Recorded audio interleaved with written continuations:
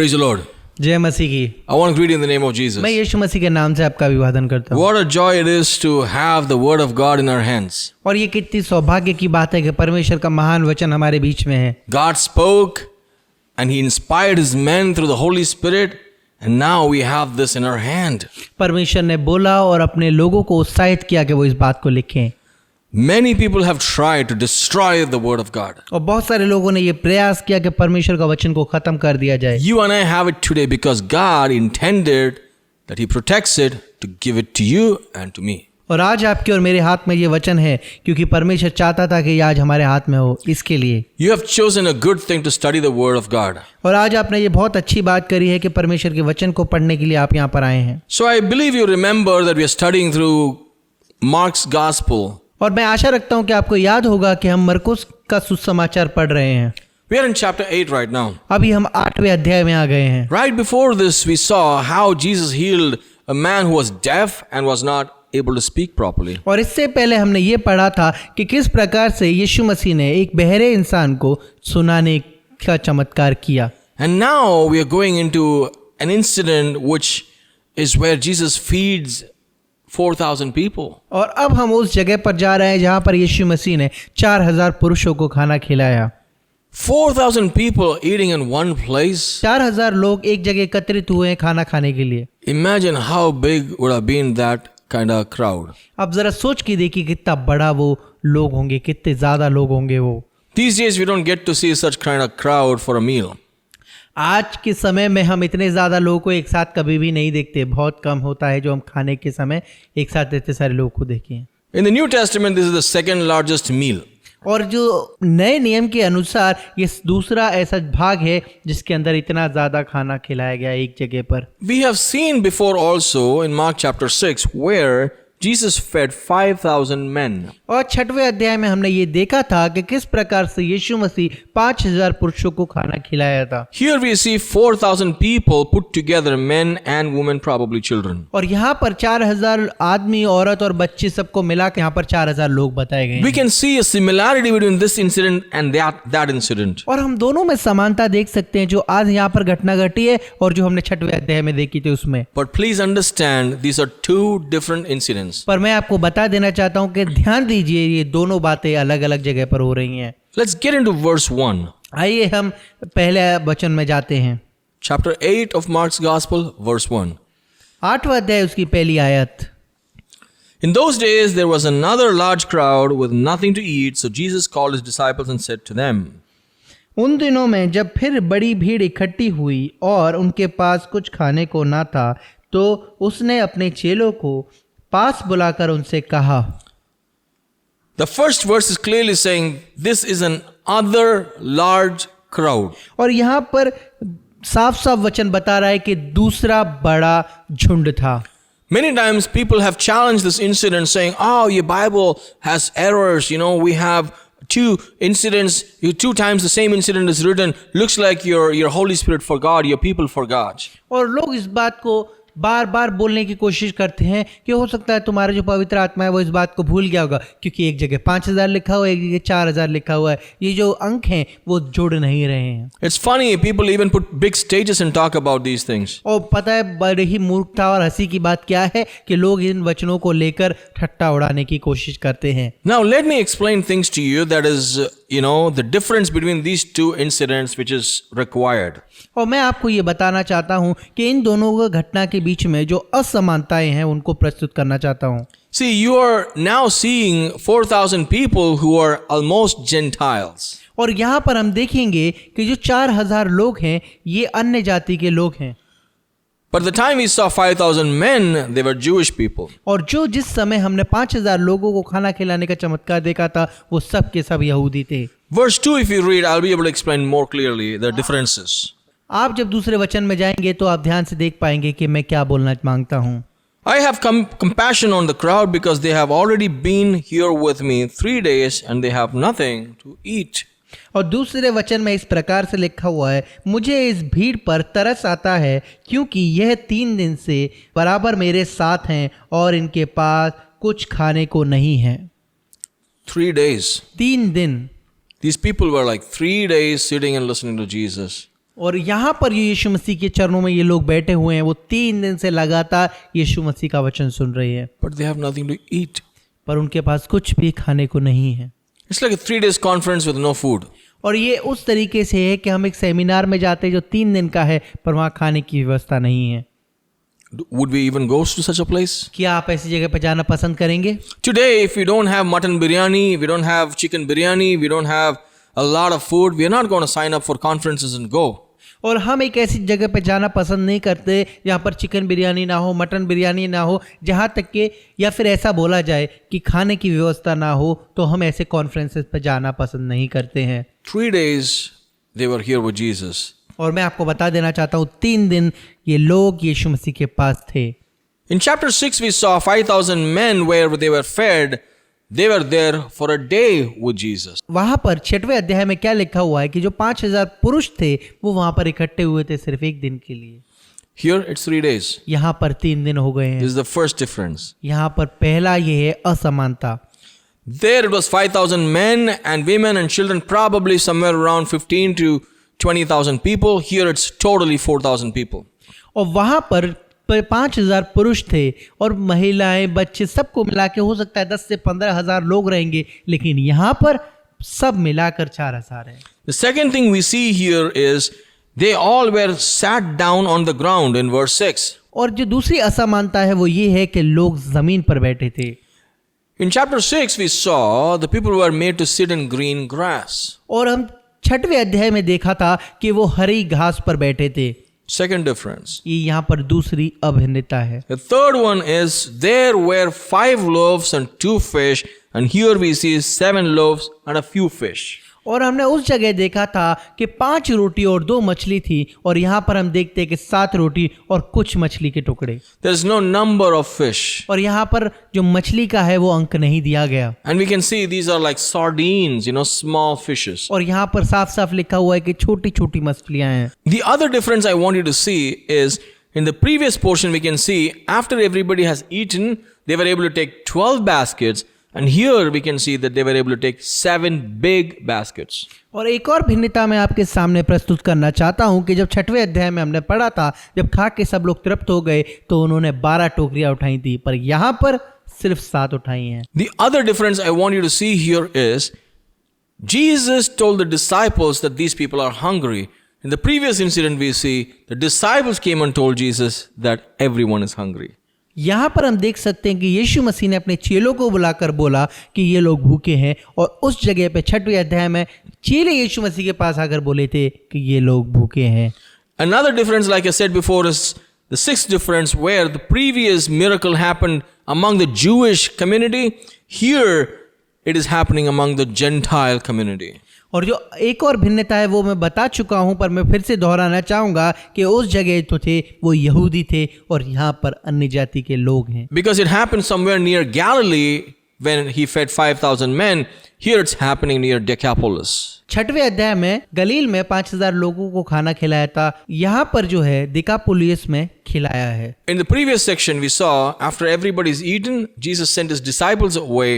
In this section we can see Jesus also joins them and he goes with the disciples. पुराने उस 6वें अध्याय में हमने ये देखा था कि यीशु मसीह ने अपने चेलों को आगे भेज दिया और खुद बाद में पीछे से आया, लेकिन यहाँ पर हम देखते हैं कि वो चेलों के साथ गया। So many differences. यहाँ पर कितनी भिन्नताएं हैं। There are similarities, बहुत सारी समानताएं बातें भी हैं, but many differences too. बहुत सारे बातें हैं जो अलग हैं। It's not the same incident. ये दोनों समान घटनाएं नहीं हैं। There is no error in the Bible. Bible के अंदर कोई भी गलती नहीं है। So that being said, I want you to see how God feeds his people. अब ये बोलते हुए मैं आगे आपको ये पढ़ाना चाहूंगा कि किस तरीके से परमेश्वर ने अपने लोगों को खाना खिलाया। Time and again, God fed his people, the Old Testament and now in the New Testament. बार बार परमेश्वर अपने लोगों को खाना खिला रहा है। पुराने नियम में भी खिलाया था और नए नियम में भी खिला रहा है। In the Old Testament, we saw the people complaining and grumbling about what was given by God. और पुराने नियम में हमने देखा कि किस तरीके से लोग अपने मनों में बातें कर रहे थे कि परमेश्वर कैसे उनका ख्याल रख रहा है। Let's see what the disciples do here. अभी यहाँ पर हम देखेंगे कि चेले क्या कर रहे हैं। I think they are doing the same thing. चेले भी यही बात कर रहे हैं वहाँ पर। So, having said that, let's continue on. आइए ये बात बोलकर मैं आगे बढ़ना चाहूंगा Let me say it again, these are not duplicated same incidents. और मैं आपको फिर से ये बता दूं कि ये दोनों अलग अलग घटना है, समान नहीं है। In fact, this incident is not mentioned in all the Gospels. ये जो घटना है वो सारे सुसमाचार में नहीं लिखा गया। So, having seen that, I want you to continue to study with me अब ये बोलते हुए हम लाइए आगे बढ़ते हैं पढ़ाई में with a question. एक सवाल के साथ। Would you be having the capacity to sit and listen to God's word morning to night 3 full days? और मैं एक सवाल ये है, क्या आपके पास इतनी शक्ति है कि आप परमेश्वर का वचन सुबह से शाम तक 3 दिन तक लगातार सुन सकें? Do you have such a desire क्या आपके पास वो एक इच्छा भी है क्या? without anything to eat? खाने के लिए कुछ भी ना हो तो भी You should be really hungry for the word of God. आप परमेश्वर के वचन के लिए सच्ची में बहुत भूखे होने चाहिए, That's when you can do that. तभी आप ये कर पाएंगे। Verse 3.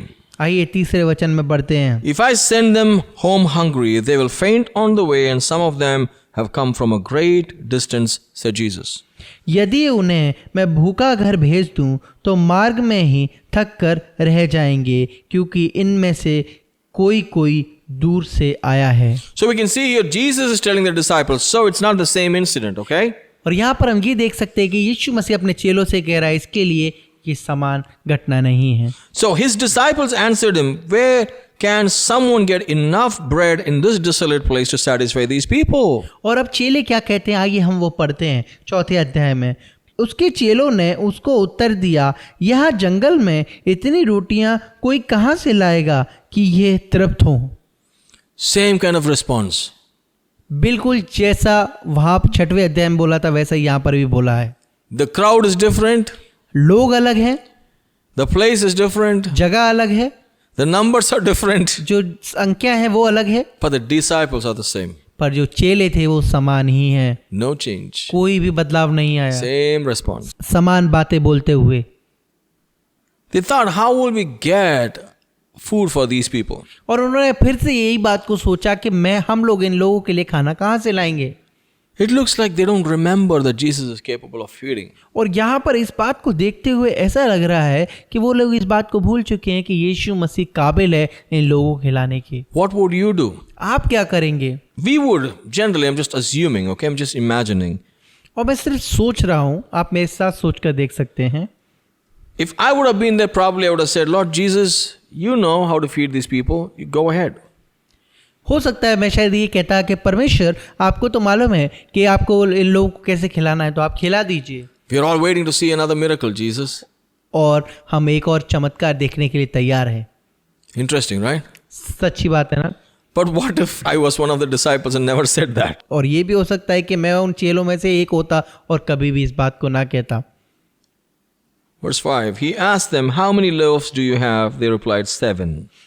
5वें वचन कहता है, उसने उनसे पूछा, तुम्हारे पास कितनी रोटियां हैं? उन्होंने कहा, 7। Many times when God calls us to do something amazing, even after we know that he is capable of doing it, we give the same unfaithful natural response. और बहुत सारे समय हम वही समान व्यवहार करते हैं जबकि हमें मालूम होता है कि परमेश्वर कर सकता है, पर फिर भी हम अपना अविश्वास दिखाते हैं। We sometimes go into logic and the natural and forget about faith and the supernatural. और हम कभी कभार अपना खुद का दिमाग लगाते हैं और दूसरों की बातें मान लेते हैं, लेकिन हम भूल जाते हैं कि परमेश्वर के ऊपर विश्वास रखना सारे कामों को कर सकता है। Interestingly, they said 7. और पता है उन्होंने क्या कहा? 7 रोटियां। One word answer. एक ही शब्द उन्होंने कहा। How many loaves do you have? यीशु मसीह ने पूछा, कितनी रोटियां तुम्हारे पास हैं? You guys have forgotten. Looks like it. Okay, so tell me, how many loaves do you have? और यीशु मसीह शायद इसी प्रकार से बोल रहा है कि तुम भूल चुके हो। ओके, ये बताइए कि आपके पास कितनी रोटियां हैं? They replied 7. उन्होंने कहा 7। Then he directed the crowd to sit down on the ground. After he took the 7 loaves and gave thanks, he broke them and began giving them to the disciples to serve. So they served the crowd. उसने उन लोगों को भूमि पर बैठाने की आज्ञा दी और वे 7 रोटियां ली और धन्यवाद करके तोड़ी और अपने चेलों को दे दिया गया कि उनके आगे रखे और उन्होंने लोगों के आगे परोस दी। See, there is no necessity for Jesus to use these disciples. और मैं ये बताना चाहता हूँ कि यीशु मसीह को कोई ज़रूरत नहीं थी कि इन लोगों का इस्तेमाल करे। God doesn't need any of us परमेश्वर को हम लोगों की किसी की भी आवश्यकता नहीं है to do His work. उसका काम करने के लिए। He can do anything by Himself. वो कुछ भी कर सकता है सिर्फ खुद से। We read in Revelation that in the end, an angel will fly and preach the gospel to every tribe and every tongue. हम प्रकाशित वाक्य में देख सकते हैं कि किस प्रकार से स्वर्गदूत आएंगे और परमेश्वर के सुसमाचार का प्रचार करेंगे। हर एक भाषा और हर एक जबान में जो बोली जाती है पृथ्वी पर, उसमें परमेश्वर का सुसमाचार सुनाएंगे। These disciples or you or any man of God is not needed for God to do His work. आप परमेश्वर की चेले, कोई भी जरूरत नहीं था इनका, परमेश्वर ऐसा काम खुद कर सकता था, पर फिर भी इन्हें चुना। He uses still those who don't understand. फिर भी वो ऐसे लोगों को चुन लेता है जो उसे नहीं समझते। He uses us. वो हमें इस्तेमाल करता है। So many times we are so hard-hardened, we are not completely following and obedient to Him, still He uses us. और कई बार हमारा जो हृदय है वो कठोर हो जाता है, पर फिर भी वो परमेश्वर हमें इस्तेमाल करता है। We can see their hearts are so hardened and they did not understand. और यहाँ पर देख सकते कि उनका जो हृदय है वो इतना कठोर हो गया था कि वो समझ नहीं पा रहे थे परमेश्वर की बातों को। Look at this. यहाँ पर देखिए, But God still wants to use them and include them in His miracle. पर फिर भी परमेश्वर इनको अपने साथ रखता है और अपने चमत्कार में भागी बनाता है। Another thing you can see here is Jesus, as being the provider, still prays before serving the food. He gave thanks. और एक बात ध्यान देने वाली ये है कि यीशु मसीह जो देने वाला है, पर देने से पहले भी वो धन्यवाद करता है और फिर ही देता है। Verse 7. आइए 7वें वचन को पढ़ेंगे। They also had a few small fish. After giving thanks for these, He told them to serve these as well. उसके पास थोड़ी सी छोटी मछलियां भी थीं, उसने धन्यवाद करके उन्हें भी लोगों के आगे रखने की आज्ञा दी। Verse 8. Everyone ate and were satisfied, and they picked up the broken pieces left over, 7 baskets full. और वे खाकर तृप्त हो गए। चेलों ने शेष टुकड़ों के साथ 7 टोकरियां भरकर उठाईं। Verse 9. There were about 4,000 who ate, then He dismissed them. और लोग 4000 के लगभग थे, तब उसने उनका विदा किया। So you can see here there were 4,000, which includes men and women. और हम देख सकते कि 4000 के लगभग थे, जो पुरुष और स्त्रियां और बच्चे सब मिला के था। Even after having the disciples, the second time the disciples didn't learn the lesson, Jesus had to dismiss and give farewell to everybody.